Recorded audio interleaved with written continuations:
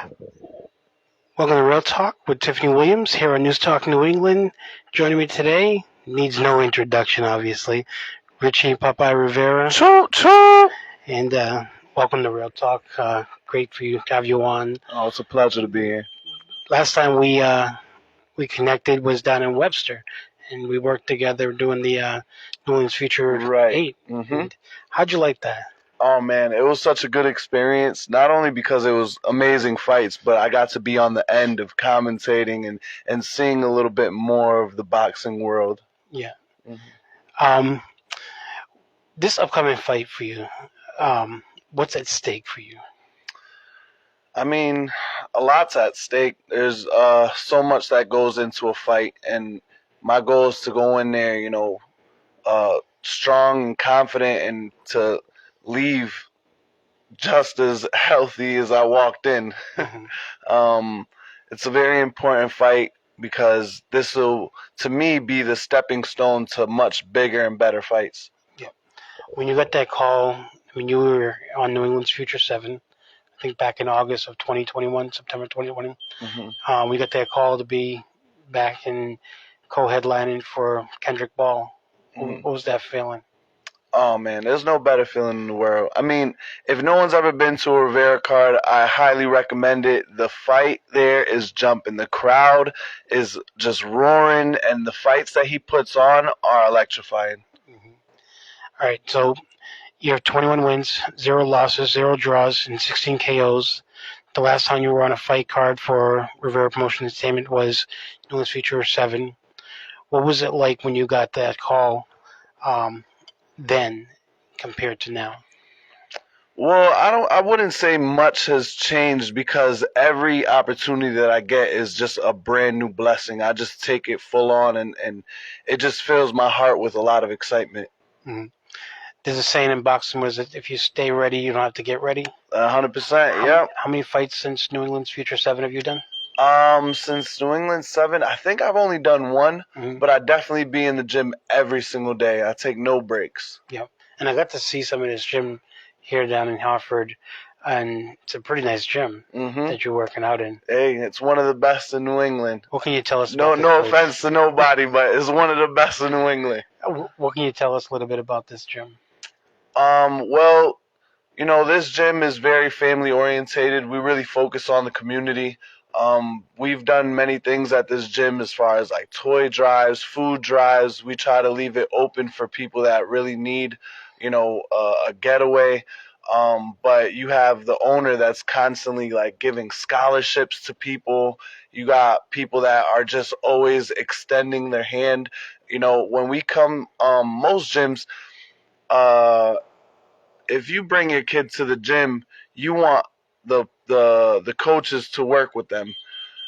When you bring your kid to this gym, we encourage the parents to stay and learn a few things or two with the kids, So we're very family orientated. That's always a good thing. So far as a pro, who's been your toughest opponent yet? Toughest opponent? Honestly, I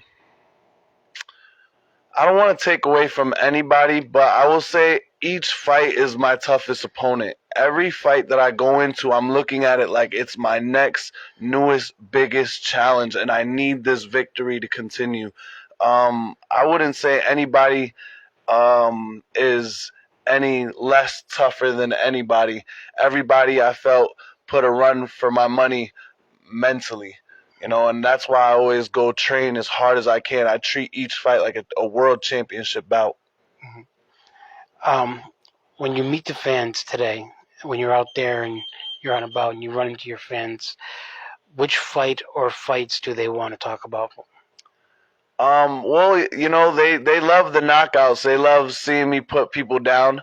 But for the most part, fans always ask general questions like, how does it feel being in the ring? Like, what does it feel like knocking someone out? Like, does the crowd scare you when they're roaring? Like, do you pay attention to the people in the crowd? How is it like? How are you able to pay attention to your coach when everybody's screaming?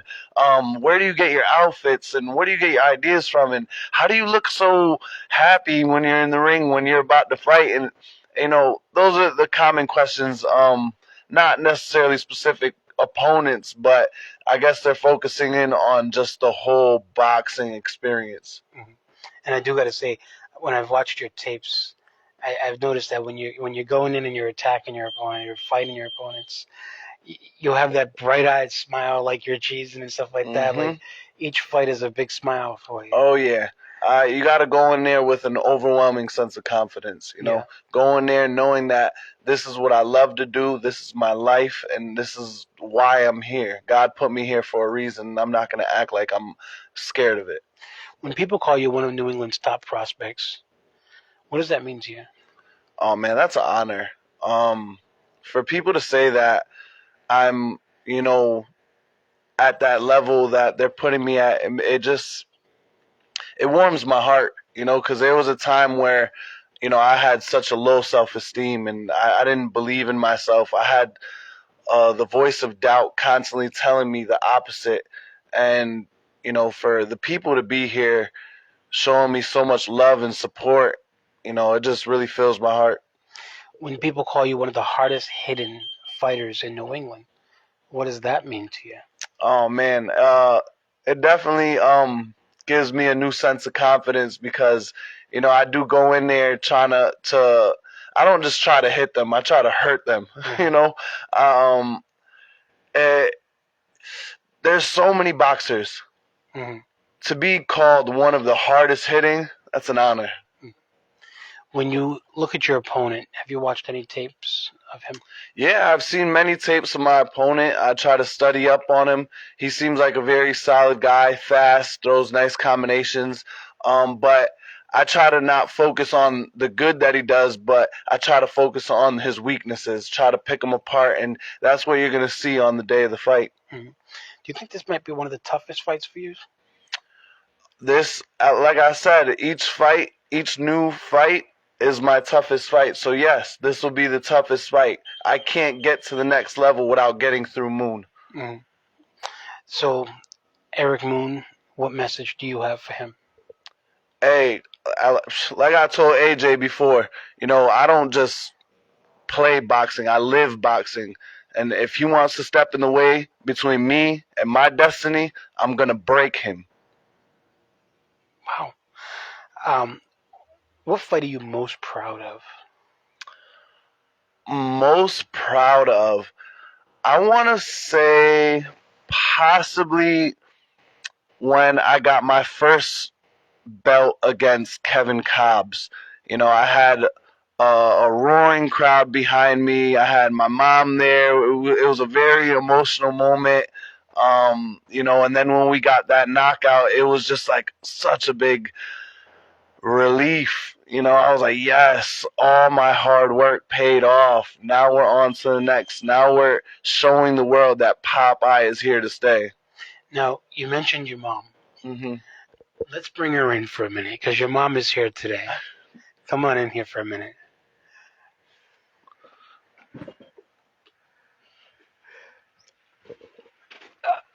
What do you have to say about your son's fighting career? And what was your experience when he first told you, Mom, I want to be a boxer. I want to be a fighter?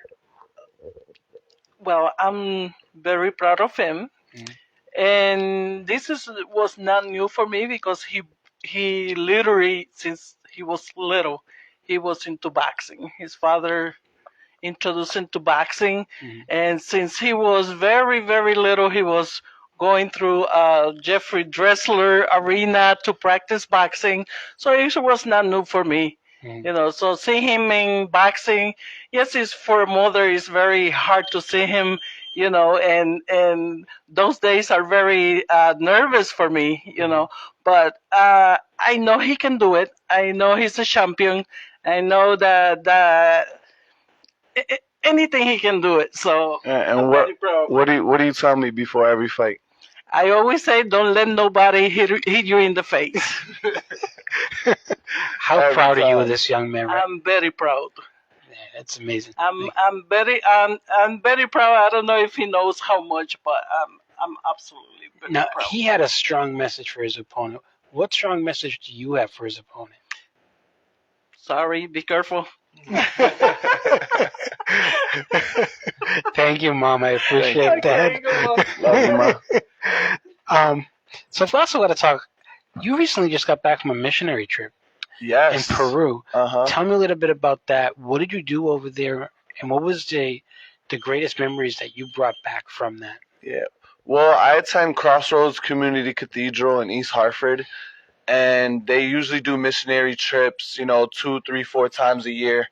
And I actually wasn't planning on going on this missionary trip, but I ran into Pastor Jose Alvarez, and he asked me would I like to go, and I was like, oh, I really don't got the money right now, I don't got the time, and he was like, listen, we're gonna find a way to get you there. We're gonna make a difference. So before we started making flyers, posters. Hey, we're on a mission to go to Peru, and I'm telling you, the whole community, the gym, family, friends from all over starts donating, sending money, trying to help me get to Peru. So when we went to Peru, we had a few different missions that we wanted to accomplish, which was build a church, feed the hungry, and clothe the poor, and just do many different things. So we went down there.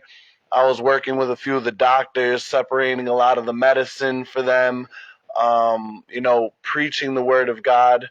It was really a humbling experience, going day to day on my everyday life, almost just becoming ungrateful for what I have, because it's like you have to go down there and see what they don't have for you to appreciate what you do have. Yeah. Man, it was extremely humbling. What experiences from that you bring back to your community here in Hartford? Well, with those type of experiences, you come back and you just have to, show so much more love for people and gratitude. Um, I almost felt bad coming back, because it was like, man, we made such a big difference, but at the same time, it's like, there's so much more that could have been done. Um, this world is it's spiraling, and we need an answer. And if there's anything that I can do, I want to be there to help. I don't want to be sitting on the sidelines. I want to show the world that I'm here to help. And you don't sit on the sidelines. I remember the day after we did that show in Webster, Mm-hmm. you came right back here to Hartford, and you were doing a toy drive That's for right. Christmas. Mm-hmm. Last summer, you connected with 508 Forever Young Woody Adams Mm-hmm. Jr., and you were doing a backpack giveaway Yep. with him. So you are very well connected with the community. What motivates you to stay and keep that connection with the community? Well, I love people, and I want people to grow. I don't want to see people hurting or wanting. There's always overwhelming joy helping others. Some people get joy off of buying a brand new car, or buying something brand new for themselves, where those are great things, and I'm not trying to knock them, but there's so much more of a blessing that comes from giving and helping others. Mm-hmm. So what's your next community project? Well, my next community project, well, we have the church. They're doing a Easter play, so we're trying to get people to come to the Easter play so they can know who Jesus Christ is and learn a little bit more about the Bible. We have a community outreach program that we're trying to do to not only clean up the community but to feed others. So our plans on that is to get the boxing team together, go down the street literally picking up trash, and having a few people with us handing out food and water to people that's just kind of roaming around. I want you to keep me posted on when that is. Mm-hmm. And I'm challenging my team at NewsTalk New England to come down here and join Richie and his team here and clean up Hartford and help out here in this community scene that we are NewsTalk New England. So I'm challenging Jose Rivera, Jonathan Burgos, Mesron Bashir, my entire team.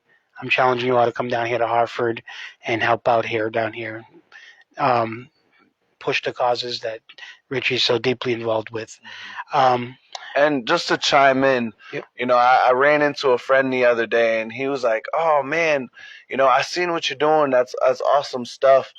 I wanted to do that, and I'm trying to call like these major corporations to see if they'd be willing to help or willing to sponsor." And I was like, "Well, that's where you're going wrong. I mean, you just got to do it." A lot of people think that we were funded. We weren't funded. We did this all out of our own pocket, all out of our own strength. All it took was just going out and putting a few food boxes, donations at a few barbershops and a few local gyms, and say, "Hey, this is my goal. This is what I want done." Before you know it, we had so much food to give away. And I'm just saying, it doesn't take you having to get sponsored by somebody or funded. It just takes just that little bit of effort. Go out there and just do it. You destroy Eric Adams, you win this. I mean, Eric Moon. I'm thinking about the mayor of New York City. So, Mayor Adams, if you want to step into the ring, and maybe that could be a good charity fight.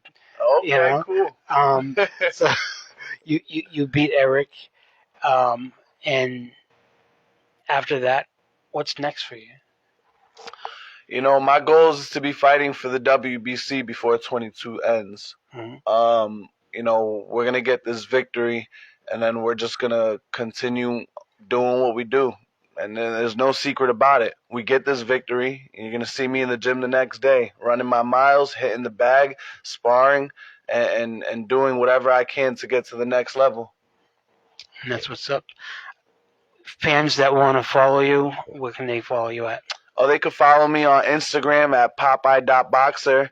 I'm also always acting a fool on TikTok, so if you want to see me at The Real Popeye, that's basically where I'm at. What was that knuckle sandwich one you did? That knuckle sandwich, yeah. Just in case people want a knuckle sandwich, you don't got to come get it. I deliver it to you. DoorDash, Grubhub, Postmates, knuckle sandwich for you.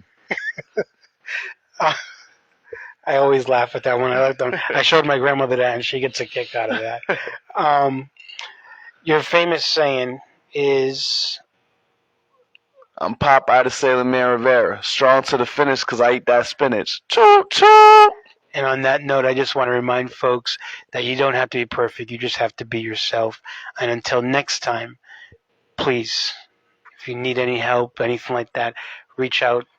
NewsTalk New England's always there for you. And be sure to come down here to Hartford and check out the gym. Before we do end, I just want to mention, this gym, it caters to a lot of people. Mm-hmm. And when I was on the bus coming down here, I realized this is where Quiet Storm also works out. Yes. So there's deaf fighters that work out here Quiet Storm, too. Alex DeJesus. Yeah. Mm-hmm. So that's pretty good too. So that goes to show how diverse this gym here is. Oh yeah. And you don't really see that in too many other gyms. Yeah, we pride ourselves on diversity.